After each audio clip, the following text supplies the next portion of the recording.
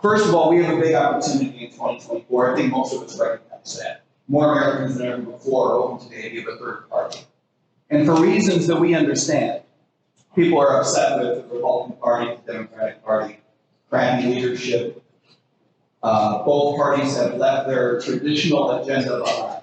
When I was growing up, you could exercise the Republican base with a message of fiscal conservatism. Not so much anymore, right? The Democratic Party could gin up their base with an anti-war message. Not so much anymore. And there's a growing awareness in the United States, I believe, for most Americans, that a lot of our biggest problems are caused by bad public policy. That was not so much the case 20, 30, 40 years ago, when we trusted our institutions, our governmental institutions, a little bit more than we do now. Now, I'm not a big proponent of saying it's a good thing that we don't trust anybody ever. That's not a happy place to be in. But you have to admit that the more we learn, the more we become aware of how the U.S. government works, the federal government in particular, the less you have, the less natural faith you have in it. Let's not waste the next several days coming up with examples. We all know where we are with this. To take advantage of this opportunity, I believe that we need to do some things very specifically and very differently than we have in the past. We have to learn from some of the mistakes we've made in past presidential campaigns, particularly. One of the things that we've learned is you have to run a credible candidate.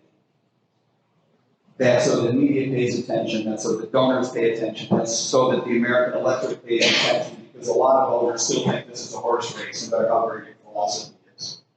They have to look at an individual and say, I can at least imagine in some weird world, I can at least imagine that person being qualified.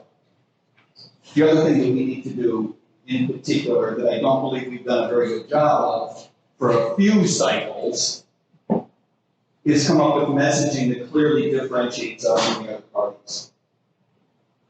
And I know this is sort of an understatement, if y'all have been paying attention as I have the past few cycles. It's an understatement to say that we have dropped the ball on this. We need to cleave up hard edge against the Republican Party and a very hard edge against the Democratic Party. Our job is not to find common ground with politicians. Our job is to find common ground with their voters, right? And most Americans have, at least a little, and sometimes to a great extent, a libertarian leaning. We need to farm that out, and we can. Most of our positions line up with what a lot of other people are thinking. They just haven't had a chance to hear it yet. The ideas that I'm putting forward, I call it, my platform's called the Gold New Deal. You can look at it, goldnewdeal.org. Don't go to goldnewdeal.com, they'll try to sell you something, which is fine. Buying gold is not a bad idea, it's the wrong website for present purposes. You can go to my website, Maat.com. I would encourage you to do so, not because you're going to see anything you haven't ever seen before, I'm God's gift to politics. But hear me clearly. I've devoted my life to public policy. My first career was a couple of decades as a professional economist. I've worked for government agencies. I spent a couple of years working for the White House as an economist. I taught economics at the university level for a couple of different places. I've had my own business educating bankers. My second career was as a police officer. I know that's weird. It was, I don't mean police officers are all weird. Probably be a better world if that's all they were. That was not a planned joke. It just occurred.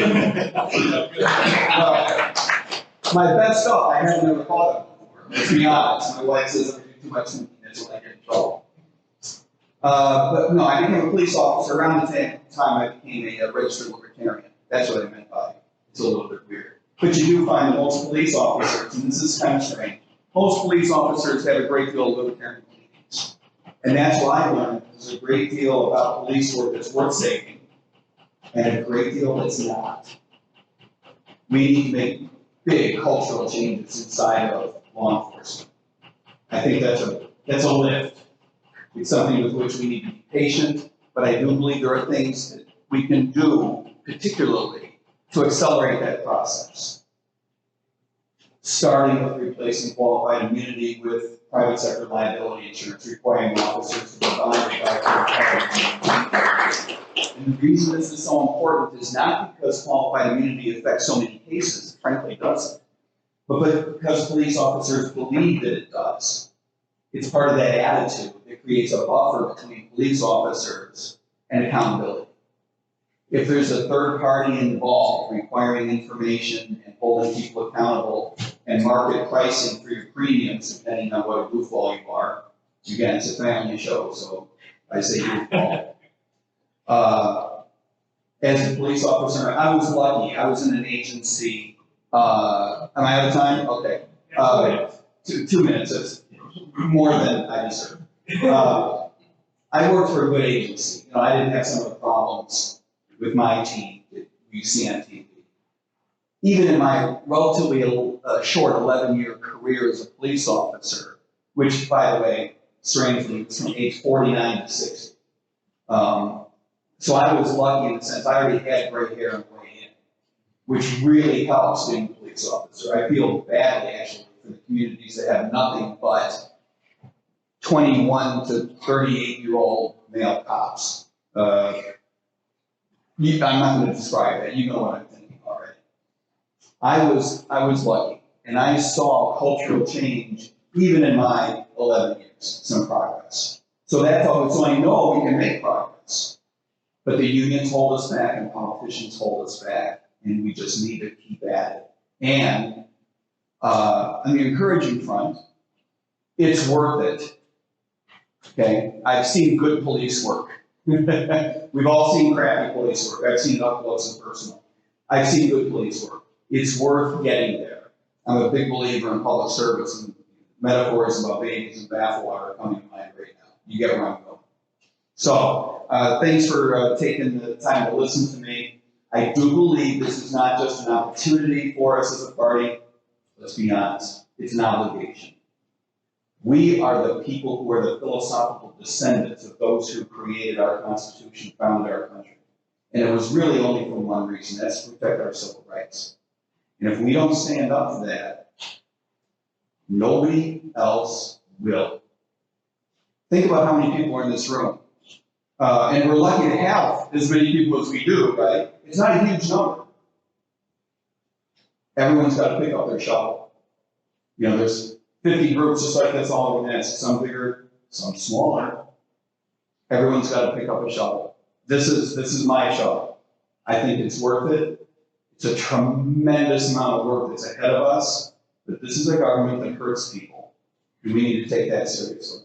Thanks a lot.